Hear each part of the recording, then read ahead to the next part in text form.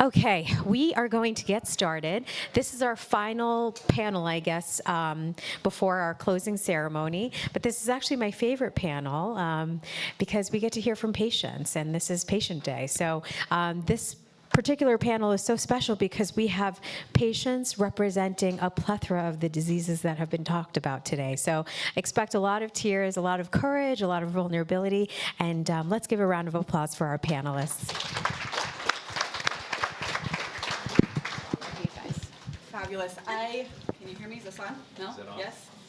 No? No. Try this one. This one's number 4. This one's, okay, that one's working. We'll flip this one down. I am delighted to be here with you all. I am so, did we just sound on this one too? Am I cursed? No? There we go. Okay, sorry about that. I am so thrilled to be up here with these panelists, and I share the same sentiment as Sumaira with the love of segments such as these, because there is so much just connection and empathy and understanding and goodness that comes from the wisdom that is offered here and in this room. We have such a concentration of so much wisdom and goodness, and I feel so lucky that I get to be a part of it and that we get to learn from these patients here today. My name is Taylor Ann Macy. I am a patient with NMOSD. I was diagnosed in 2019, and I would love for us to go down the line and to share your name, the disease that you have, when you were diagnosed, and also how long it took you to get diagnosed from first symptom to official diagnosis. Hi, everyone. My name is Vanessa Gallegos. I come from southeast Idaho, about 30 miles west of Pocatello. Go Bengals. I have one of many autoimmune conditions, first diagnosed with one when I was 16. Now I'm 30 fabulous, and as I've gotten older, they seem to cluster.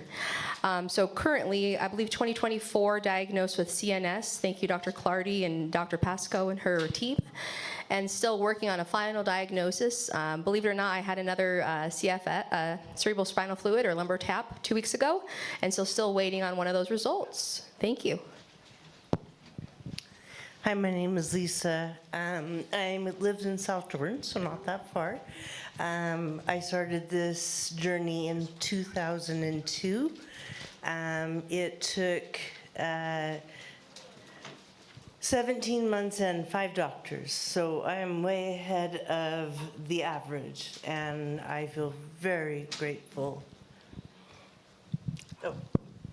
I'm Joyce Wimmer. I'm from Orem, Utah. I was first diagnosed back in 2013. The doctor thinking I had MS, and then I was referred to a doctor up here at Moran Eye Center because I've had issues with my eyes. I have how do you say that?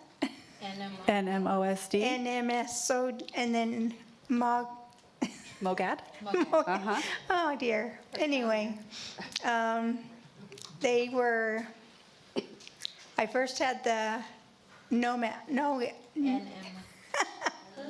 I'm sorry, my mouth is not working. Don't worry. The N-word. The N-word, that's good. Then I went to a neuro-ophthalmologist, and she did some tests because she couldn't figure out what was going on with my eye, or with my eyes, because they were deteriorating the nerves. And so, as she remembered a test that would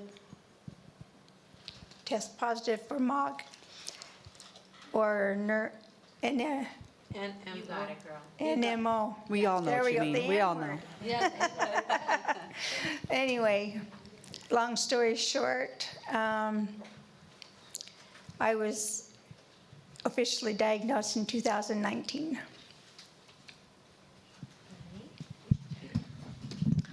Hi, my name is Maria Brego. I'm actually from New Mexico.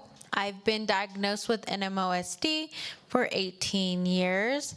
It took about 7 months to get a diagnosis, although it took me going through a lot to get on a preventative that works for me. I am also an ambassador with the Samara Foundation and welcome manager. And I'm so grateful to be here and having you guys all here to learn from TSF and all these wonderful doctors,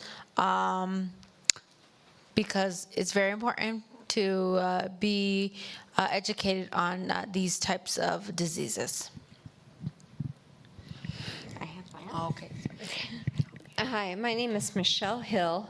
My symptoms began in 2002 with positive persistent visual phenomenon. I was seeing a neuro-ophthalmologist, Dr. Judith Warner. I was having flickering, flashing, visual snow, absent seizures up to 45 seconds. And in 2015, she said, hey, we've got this great new doctor that just came in from Mayo. She's a neuroimmunologist, and I want you to see her. So in April of 2015, I saw Dr. Stacey Clardy and walked in the office. She handed me a pamphlet, and she said, you've got stiff person syndrome. And I read it, and I'm like, nah, that doesn't sound like me. And sure enough, by August, my feet were curling, they were twisting, they were every symptom, and she confirmed it with glycine receptor antibodies. And I now have 4 rare autoimmune diseases, incurable ones. And so I've got a team of doctors who are working with me on it. My name is Jordan, and I have AE, the Autoimmune Encephalitis. Honestly, one thing good about this is I don't remember any of it, so. But I believe it took 1 month for diagnosis, so yeah. Fabulous, thank you. We've got a variety of timelines here, and I would be curious to know, we've got such a variety of diseases here today. Who has been diagnosed within the last year? Who is there anyone that is newer? Okay, we've got a couple here. Okay. Yeah, I love it. What I would love for us to do as a panel is to share some key learnings that you would share with either a newly diagnosed patient or yourself as a newly diagnosed patient. Would anyone like to start us off? Yeah, just go down the line. Can you repeat that? What would be some key learnings that you have accrued about your disease that you would share with a newly diagnosed person or with yourself when you were newly diagnosed?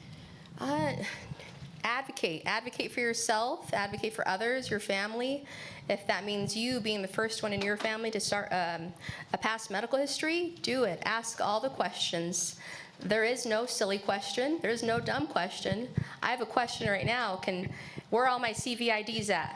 Like, raise your hand. Anybody out there? Come find me afterwards. CVID. Let's see. Any other questions?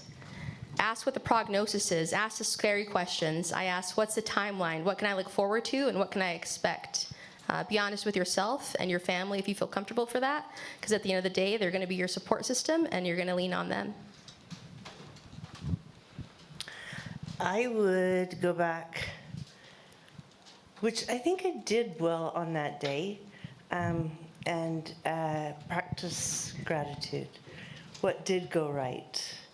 And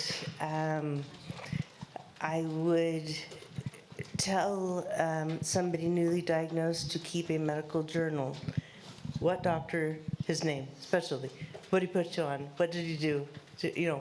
Because 23 years later, and they want to know when my first EMG was, I don't know. And it's not in the system, because now we're all connected. But, so I'm sure Big Brother knows somewhere.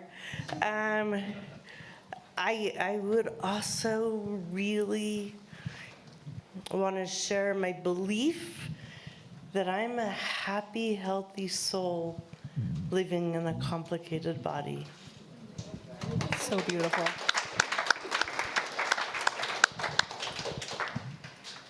The thing I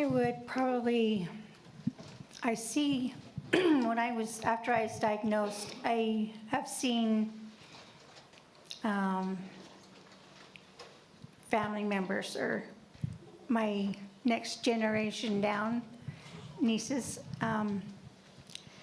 I would be more educated in sharing with them, being more attentive and paying more attention to what things mean and what it's always, everybody's mentioned this as far as taking notes and writing things down.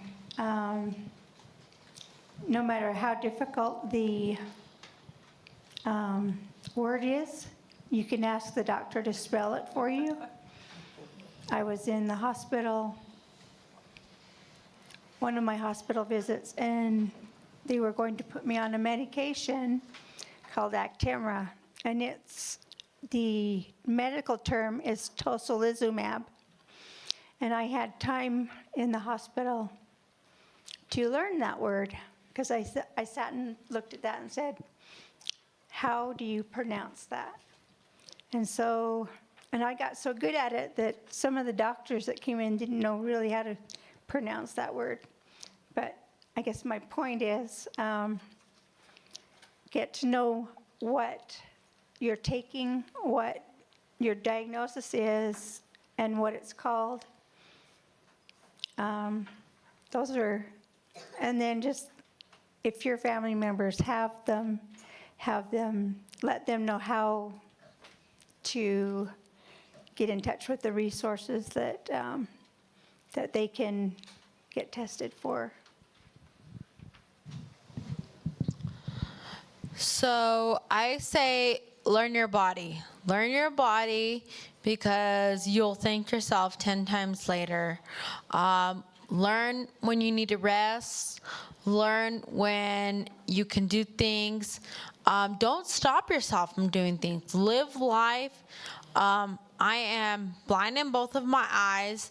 I use a wheelchair or walker, and I do not let that stop me in anything, because you still have a life ahead of you. Just because you're diagnosed with something rare, it should not don't let it stop you.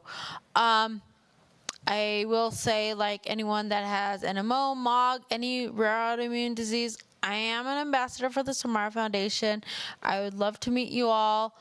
Come find me after the event. You can take a picture of my contact info. But I'm here to support you guys. And I want everyone to know that they still have a full life ahead of them. Don't let any of your disabilities stop you in anything. Keep moving forward and always know that you have a community of support. Thank you, Marie. I'm really sorry, but I have to be honest with you. What would I tell myself at the beginning that I'm telling myself now, 23 years later, is I never thought it could get worse. I never thought that my life would be so destroyed. I never thought that I would have so much taken away from me. I thought I was a good person, and to now suddenly I had to medically retire from a job after being a stay-at-home mom for 21 years. I got my associate's, bachelor's, and master's all while raising children. And then when the youngest one graduated, I got my first career. It was an awesome career. And after six years, that's okay, thanks. After 6 years, I had to medically retire. And then after a couple more years, because of seizures, I lost my driver's license. So I have no independence. I have now got all of these incurable autoimmune diseases. I'm at the point of stiff person syndrome that if I sneeze or I cough, or like when I was sitting over there and I just bent and turned around to talk to somebody, my whole back went into spasms and I started crying. So all I could say is my life has gotten worse. My only saving grace is my husband, who has been so patient with me. And so he's so here for me all the time. But even my family members, everybody says, oh, I'm praying for you. Well, you've been praying for 23 years and I have not gotten better. I've gotten worse. I would say, I have had family members say, well, what did you do to deserve it? Were you in drugs? Were you on drinking alcohol? Were you, what did you do to cause this to yourself? I have had people say, oh, I have muscle cramps too. It's no big deal. Get over it. So my life has just gotten to the point of where it has gotten worse. And so what would I say to myself 23 years ago is, it can't get worse. Well, guess what? It has gotten to the point where I have had some horrible thoughts. And so if it wasn't for my doctors and their patience and their persistence, I have got a wonderful team of specialists that if it wasn't for them, I wouldn't be able to keep going. And if it wasn't for my husband and our 2 wonderful grandchildren, we have a third one, but I never get to see her. She lives in Olympia, but our 2 around here, I mean, I would have no reason to live. So. Michelle, I would like to tell you something. Now you are part of the Sumaya Foundation, and I want you to know that we are here for you however we can support you. We have support groups and everything, and I would like to talk to you after this panel, but I want you to know that you have our support. I'll give you my personal contact info, and I want you to know that I'm here for you no matter what, no matter if you're having a good day, bad day, whatever. I want you to know that you are now part of the Sumaya Foundation, and however we can help you, listen to you, support you, we are here for you. So now know that you are part of our community. Thank you.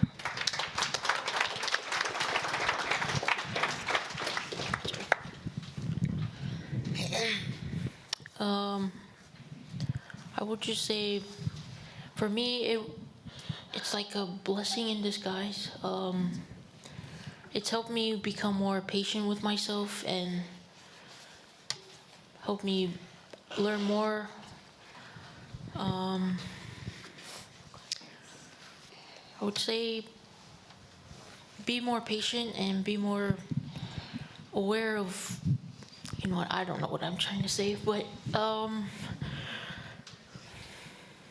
just know that it gets better at the end. So just keep having faith and know that you're never alone, that you're always gonna. How can it get better at the end? How can it get better at the end when your life is just going downhill? My husband just turned 62. We were supposed to go on cruises. We were supposed to go traveling. We were supposed to have a life. We were looking forward to retirement. And now we can do nothing because I have medical appointments sometimes 3 and 4 times a week. So sometimes it looks different on what we want. I was supposed to become an attorney, and my dreams were crushed. I couldn't do it because I had a relapse, and I thought, okay, fine. I had a relapse. I'm going to go back to school. And then after I got better from my relapse, I thought, okay, I'm going to go back to school. And then another relapse and another relapse. And it left me pretty disabled. Sometimes we have dreams, and sometimes our dreams are crushed. But what we have to do is say, okay, my life isn't the way I wanted it, but I'm going to turn the wheel, and I'm going to try to do it this way. And it might not still come out right, but if you just hang on tight and you just get your support system, you'll be okay. It might not be the way that you planned it to be, but just keep punching at it. Yes, there will be those hard days. Give yourself just time. Whatever you have to do, cry, scream. I mean, if it's whatever makes you feel good at that moment, do it. But try to not let it too much get in the way, because it will ruin your life. It will make you feel where you don't want to live. I was blind. Well, I am blind and totally paralyzed in a wheelchair, having to depend on my family to do everything for me. Find your support system. It's absolutely important. But try not to let it consume your life. Yes, your dreams are crushed, but promise you, there will be a bright light at the end of the dark tunnel. Exactly. Thank you so much, Marie. And together,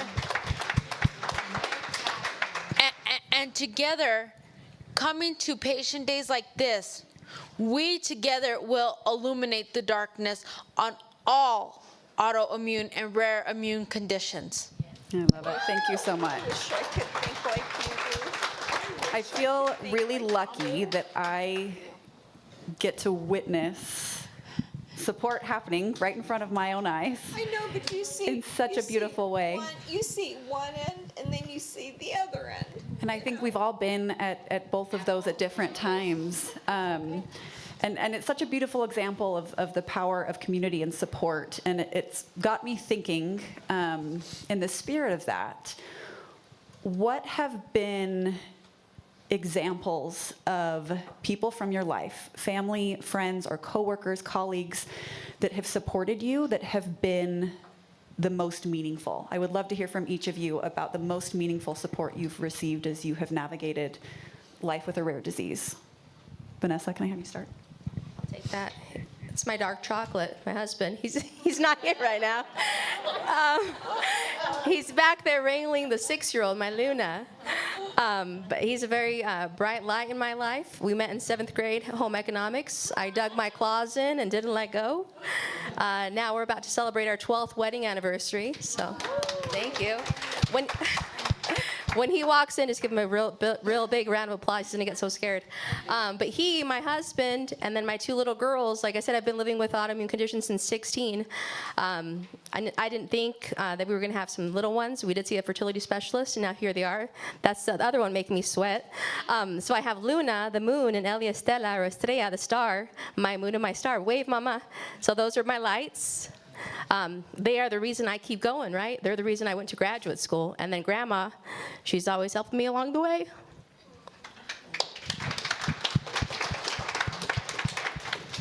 I've been blessed to have a fantastic husband of almost 37 years. Woo! I know. We got married early. I had a really special experience. Before being diagnosed, me and girlfriends, we walked 2.5 miles every morning. And it was really about therapy, not really exercise, but we were walking, we were going. And then this thing hit, and the weirdness started moving into, it came forward, not just my husband knowing. And one of the girlfriends, she decided to do a little bit different for the winter. And the other girlfriend, she walked to my house and walked me to the track, and we got our 2.5 miles in. And believe me, it was not exercise. It was a mental challenge to learn how to walk next to a dog, or what to do about curbs. And she's a dear friend to this day. So you surround yourself with somebody who will help you off the curb. And I think that's the best thing that you can do for yourself. Thank you, Lisa. I've had several people in my life. Is my microphone working? Yeah. Okay. I have a hard time communicating, as you can tell. I've had support throughout my life from family, friends, people I don't even know.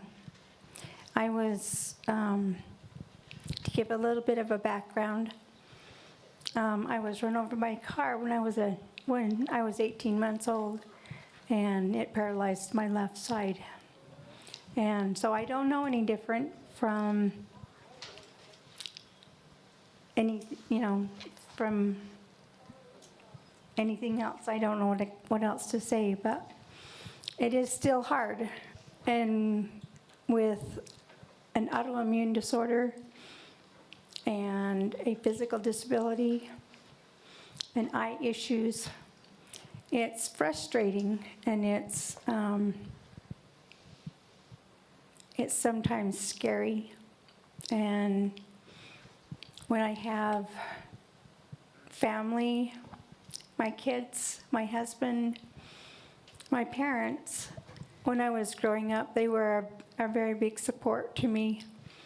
And then my children who helped me are the greatest examples to me, and my biggest support. And then those around me that see my needs, and when I need that help, an extra lift. So my family has been my biggest support. They support me in all my crazy ideas, no matter what. My doctor, amazing doctor, Enrique Alvarez, I will say that I am very thankful for him. When I first saw him, he did say I was a complicated case, but he's like, it's okay. We're gonna take this. We're gonna, do our best. I am not making promises, and I'm not saying that you will walk, but I will not say that you won't walk. So that gave me hope. And then finding the Sumaira Foundation. Meeting Sumaira has changed my life in so many ways. Becoming an ambassador has empowered me to step out of my comfort zone. I go to Sumaira and I'm like, yo, Sumaira, like, do this or do that. Yeah, why not? And I'm like, okay. So, I mean, having that support of all my crazy ideas really helps me. Sumaira, oh my gosh, she's an amazing person. And I'm very thankful for the Sumaira Foundation. Sumaira went through her own struggles, and she made this community and brought hope, even though to many others, even though she was going through things herself. And I'm so thankful for her, the Sumaira Foundation, Dr. Alvarez, my family, and I'm just so thankful for everyone to support me on all my crazy adventures or ideas. Thank you, Marie. I have got my best friend is my husband. He and I went to high school together, and we're going on 45 years together. And my kids, they have their own lives. You know, my one son and his wife have their son just graduated from high school. He's off to college, and they have their own lives, and they want to live theirs. My other son, they live up in Olympia, and so we rarely get to see them.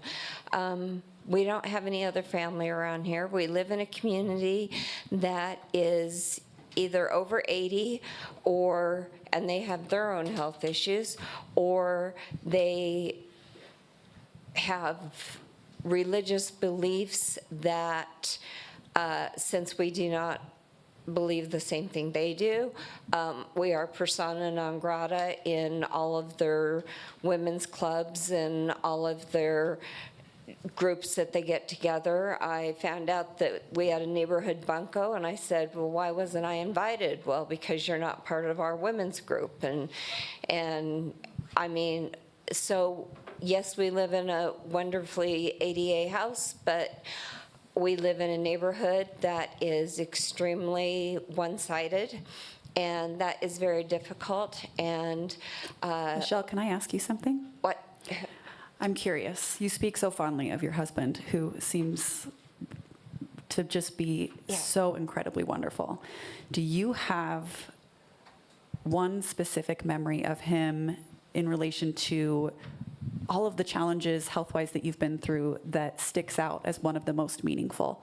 How he has rallied for you and supported you, because it seems like he's a winner. One specific thing that he has rallied, you know what?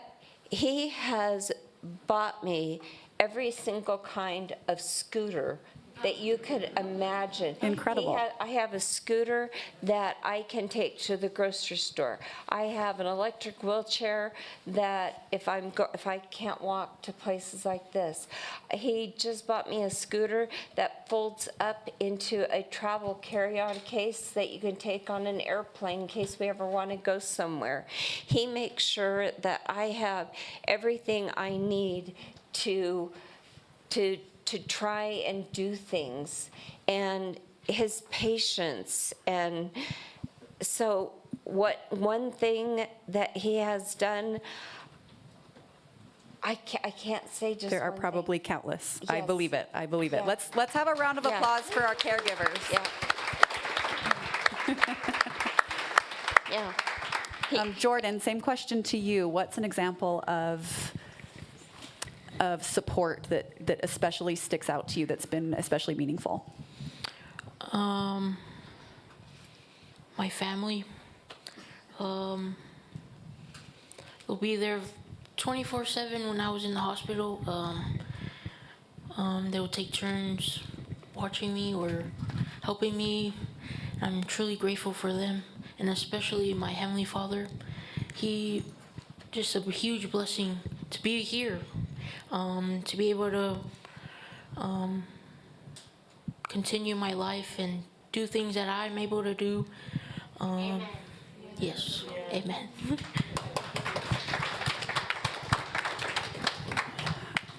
Can I say one thing that Brian did? Sure. He's retired military, okay? And after 20 years, he started working for the government, and he saw my health getting worse, and he quit his job so that he could stay home and take care of me, regardless of we were going to be on a very limited income. And then next day, a contractor came and said, well, we don't want you to quit. We'll pay you more and you can work from home. So, but he quit his job just to take care of me. Amazing. I would love to open the floor up to questions from the audience for anyone on this panel today.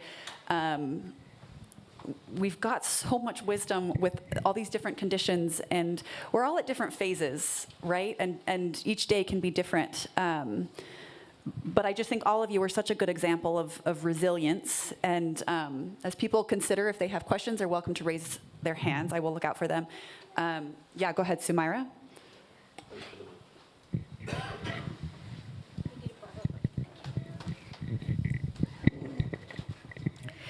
Firstly, thank you all so much for just your vulnerability. I felt all of your pain, but I also felt all of your gratitude.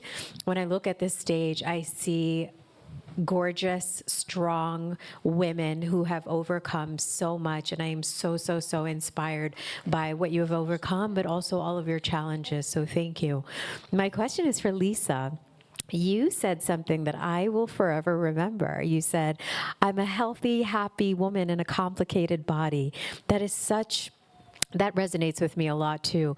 What is your secret to keeping this bubbly, effervescent nature that is so contagious? Well, I think I was kind of born with my foot in my mouth. And so, yeah, the filter is really full.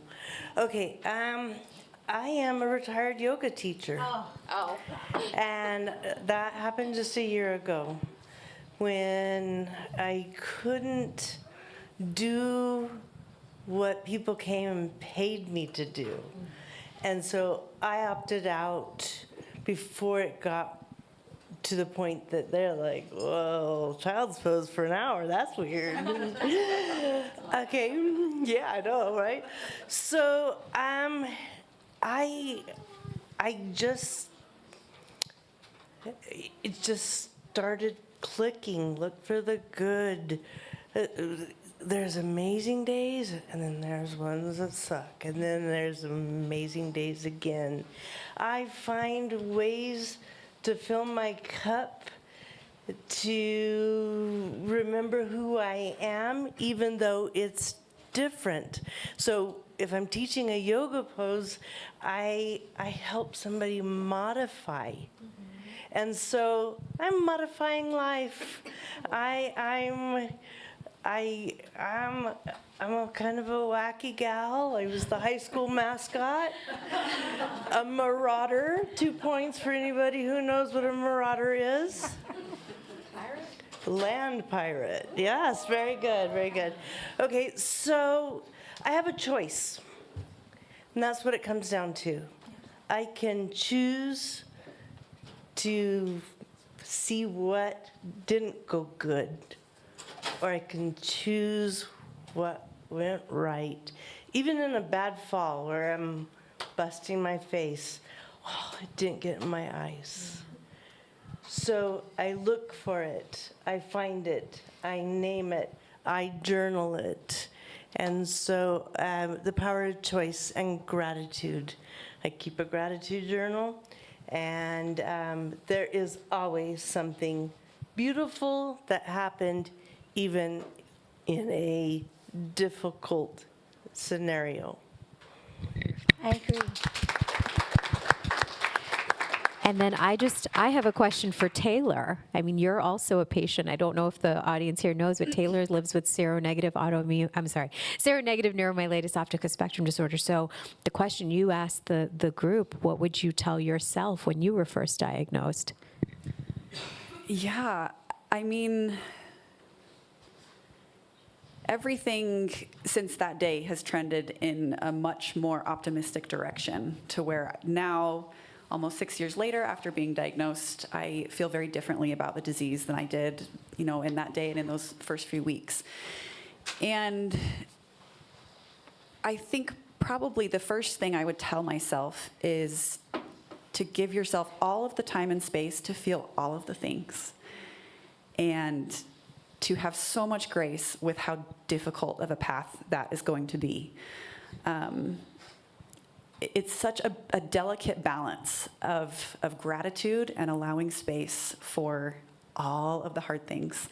And I've never wanted to come across as one that would say, we just need to be positive. It's like, well, this isn't something I want to be positive about. This is a horrible thing that I want to feel very negatively about. And so I think I would just remind myself of that it's part of the process to have all of the emotions, and then also to really work that muscle of also finding gratitude, not to diminish how difficult it can be, but just to, as a gift to yourself, to be able to give yourself a little bit of reprieve from how heavy the hard days can be. That's what I would tell myself. Yeah. quick comment to add to that. Yes, let yourself have all the feelings, the bad, the good. Have a good cry on days that aren't that good, right? Cries can be cathartic, healing. But with that being said, the good times, acknowledge the bad times, but don't stay stuck in it. The longer you're in that rut, the harder it is to get out. Have those bad times, acknowledge them, but move on from them. And that makes those sweet times, the good times, that much sweeter. Absolutely. Thank you, Vanessa. I was also going to say, just with the positive attitude, just enjoy the things around you and find the good in everything that that's out there. And it's a lot easier and not a burden. So I completely that's what I've agree. had to do.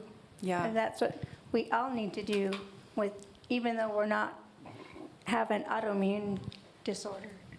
Yeah. So It is a skill to develop, I think, to say, this is really hard, I'm having a horrible time, and I'm sad and I'm upset and feeling all of the things. And if I can just stretch myself a little bit, I can see something amazing. I can see something beautiful. I can appreciate the world around me. I can find something to be grateful for. And as much as that can feel some days like too much of a stretch, it's worth continuing to work that muscle just because it will benefit how you feel overall and, you know, trend you in a more optimistic and hopeful direction. So I love that. Thank you, Joyce. yeah, because being negative about things, there's times for those, and I understand that because I was in that position at one point. But I found that things go a lot better if I'm looking for things that are more positive, or things that are positive, things that are good.